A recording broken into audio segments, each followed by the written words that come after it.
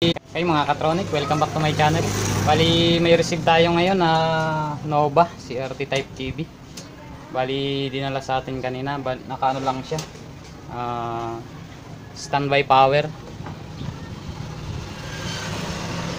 Nakailaw naman yung standby power niya. Tara buksan natin para malaman natin kung anong sira niya. Bali yan siya mga katronic, Nova. Pag binubuhay siya, makailaw naman, pero napapansin ko parang naririnig ko may tumutunog sa loob. Pwede siguro may shorted dito sa sa output siguro, kasi parang may tumutunog sa parting power supply siguro yun, or flyback. Kaya tara open muna natin para makita natin kung ano nasa loob niya.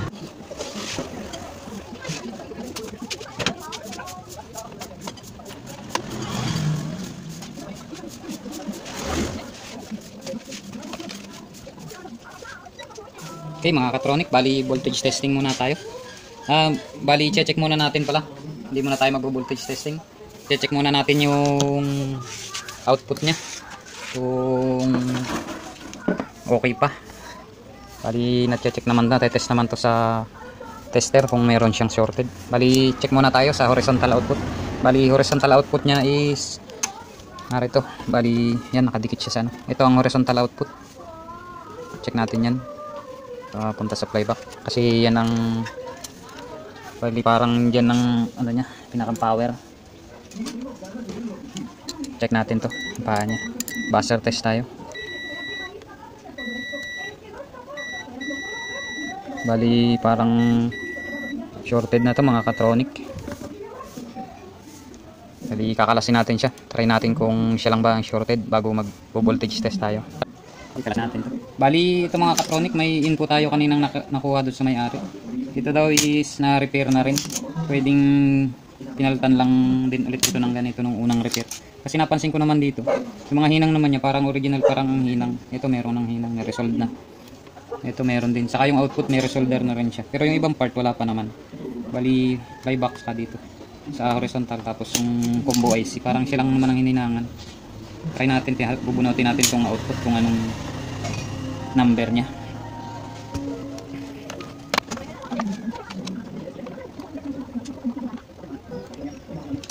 Ito na, tanggal na natin siya. Bali i-tester ulit natin, buzzer test natin kung shorted nga siya. Try natin. Oo nga, shorted nga siya mga katronic. Kaya pala parang may tumutunog sa loob. Bali 2586. Replace na nga ito mga katronic. Kasi alam ko sa mga ganitong China TV parang 1555 lang ang kanyang medyo mataas na sana yung nakalagay sa kanya, pero hindi natin ba't siya nasira ulit. Kasi minsan pwedeng pag nasira ang horizontal output mo, pwedeng may sira ang flyback transformer, or pwede rin namang may counting trouble ang yoke natin. Kasi ang pwedeng sisira lang dito sa ating horizontal out, bukod dun sa siya ay talagang pasira na or luma na, is pwede rin siyang sirain itong ating flyback transformer. Bali sa mga ganito katronic na sira yung horizontal output nya, pwede tayong mag check dito sa yoke kung ano ang trouble niya sa yoke. Pero dito sa part na to mga katronic, napansin ko meron siyang parang nagko-corrosion siya. Parang may butas siya dito. Ito mga katronic is i-adjust natin kung sakali. Tatanggalin natin tong part na may butas. Papasok natin siya ulit pa loob. Yan, re-repair natin yan. Pero magbo-voltage check muna tayo. Baka naman, pwede rin kasi masira ang ating horizontal out kung mataas yung ating B+. Pag mataas masyado ang B+ natin, pwedeng masira nga yung horizontal natin. Minsan kasi pag may nag-open dito sa part na to, malapit sa trimmer, yung mga part na resistor na yan, pag may nag-open dyan, minsan tumataas ang B+, mayroong mga pumuputok dito sa part na to, pwede masira din yung horizontal out natin. Kaya ito, tatry muna natin, magbo-voltage test muna tayo. Mga katronic, bali power on natin siya, tapos mag-voltage test check tayo. B+, ito ang B+ nya.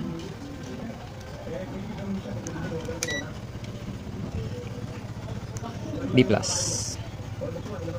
Okay, okay naman mga katronic ang B+ nya, 106.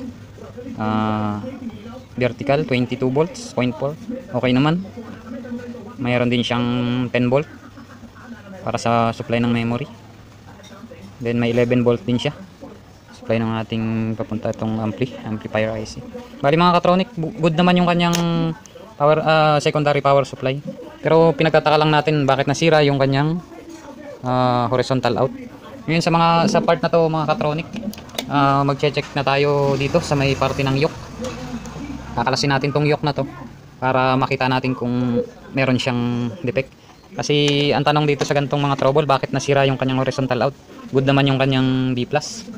Bukod dito, pwede rin dito kasi pagka ito nag-i-spark. Pero yan, dudugtong natin. So bago natin to palitan, mag-check muna tayo sa yoke. Tanggalin natin tong yoke para malaman natin kung meron ba siyang defective. Okay, yan ang mga katronic. Bali na buksan na natin yung ano. Wala naman palang tornilyo itong isa. Okay, tanggalan na natin ang yoke. Bali mga katronic, may nakita ako ditong parang meron siyang meron pang insekto nasunog. Ibig sabihin mga katronic, meron na siyang corroded. Itong mga part na ganito mga katronic, dapat malinis natin siya. Kasi pagka hindi natin siya malilinis, pwedeng pagsimulan niya ng ano. Pero ngayon sa gantong part mga katronic, meron na tayong idea kung bakit nasira yung ating horizontal out. Kasi meron tama yung ating yoke.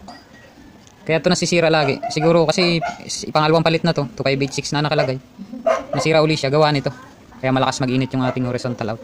Bali lilinisin natin yan mga katronic. Try natin kung matatanggal natin yung mga corroded niya, tapos tape pa natin kung sakali para hindi na siya lumapat pa sa iba. Linisin ko lang to mga katronic.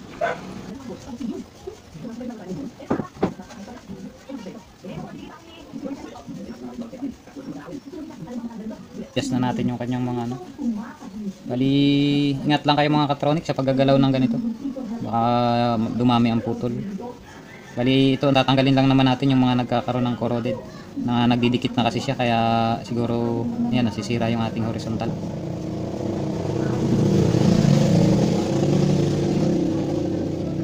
Bali nalinis ko na yung ano, yung may corroded. Hindi tayo pinagpaliban ko lang ng ano, gabi kaya medyo nagpahinga muna tayo kagabi. Hindi natin makita masyado. Ngayon mga katronic, nung nalinis ko na to, kailangan nating malagyan siya ng insulating ano, varnish. So wala tayo ngayong mabilhan ng insulating varnish, naubusan na rin tayo. Pero mga katronic, dati may ginawa na rin akong ganito nung nag-home service ako. Pinamitan ko siya ng shoe glue. Bumili tayo ng shoe glue. Kasi ito kukunti pa naman ang sunog niya. Pero kung buong ano, yung bagong rewind lang kayo, insulating varnish talaga ang suggested na pandagay. Pero sa ganito medyo kung kakaunti pa naman yung kanyang ano, pwede nyong lagyan muna ng ano, kahit shoe glue lang. Mahalaga lang mga katronic, huwag silang magdidikit-dikit. Bali yung mga sunog na ano, pinaghiwa-hiwalay natin para hindi na siya magdikit-dikit. Nag-short circuit na kasi siya pagka ganyang ano, medyo nagkaka-corrosion na. Tapos yan, pagka nalagyan na natin mga katronic, patutuyuin lang natin siya para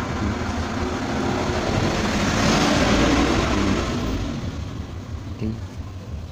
Bali yan mga katronic, ganyan na siyang style. Ito lalagyan ko pa ito mamaya ng mga ano, siguro mga spacer na tape bago saka natin siya ikakabit. Tapos bali ito mga katronic, titigasin lang natin tong ating yoke. Lagay muna natin sa isang tabi. Ito mga katronic, re-repair na rin natin to kasi mayroon siyang butas na. Sisirit yan dyan pagka yung hindi natin siya ni-repair. Kakalasin natin tong ano. Ito tanggalin na natin to kasi sigurado naman wala na tayong ano nito. Wala nang kuryente.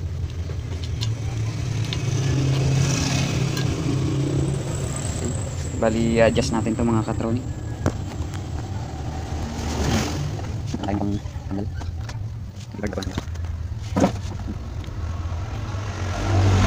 Mga katronic, bali mapansin nyo parang mayroon siyang tinamaan ng mga high voltage. Sumisirit na kasi yan dyan pag ano, kaya gagawin natin, kakat natin to. Ito natin. Then balatan na lang natin ulit ng bago. Dito na natin siya idudugtong.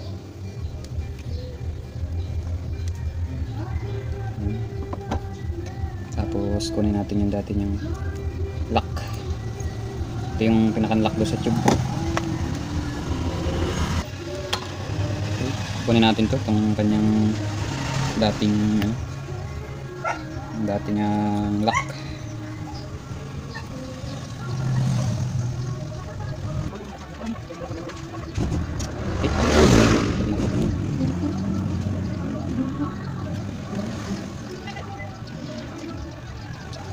Okay mga katronic, nakakabit na ulit siya ng bago. Okay na ulit siya. Malalaman naman natin kung may mga butas pa siyang iba. Sisirit ulit yan dyan kung sakali. Okay. Ito mga katronic, dapat ito nililinis.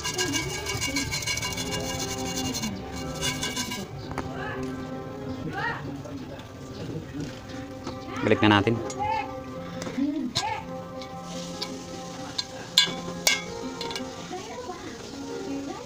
Kaya mga katronic, nakakabit na siya. Bali yung yoke naman natin, tuyo na siya. Lalagyan ko lang mga katronic ng tape para sigurado siyang hindi magdidikit-dikit. Yan mga katronic, bali hiwa-hiwalay siya. Tapos saka natin yung ating tape. Yun. Nakangat naman siya ng konti. Okay, pwede na. Try na natin. Bali, lalagay na natin siya.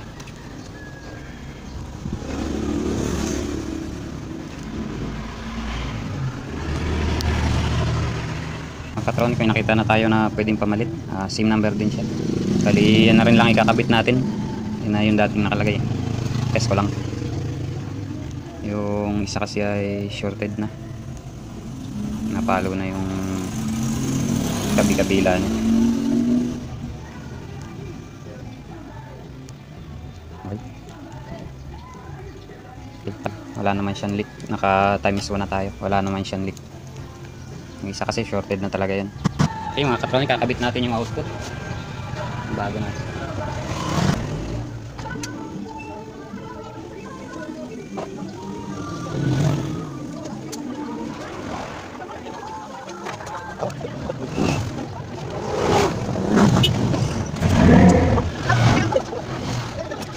Mga katronic, naka load na uli yung output natin.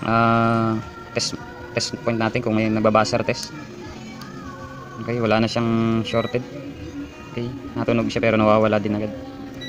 Okay, good na yan mga katronic. Okay na katronic, bubuuin na uli natin para matesting natin kung good na siya.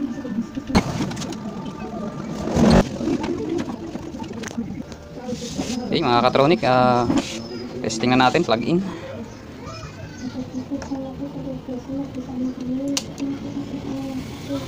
Okay, nabuhay na mga katronic. Meron na siyang video, lumiwanag na rin siya.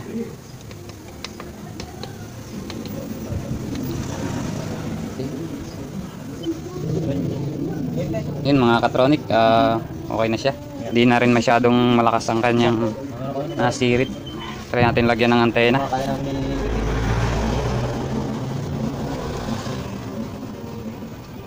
Okay, lipat natin siya. Yun mga katronic, sa kadang volume bali ang gamit pala nito sa kanila ay signal. Nabo. Wala po ang lahat ng kanila. Nabo. Kaya nga po ang master. Kung nagbo-voluntary po ang private sector. Okay na mga katronic, may tao na ulit siya. Buhay na ulit. Salamat ulit sa panonood. Bali hanggang dito na lang muna ang video natin. Okay na. Bali ang pinaltan pala natin dito is horizontal out lang, tapos repair tayo ng yoke. Tapos naglinis tayo ng anode cap. Okay. Okay na mga katronic, hanggang dito na lang ulit. Salamat.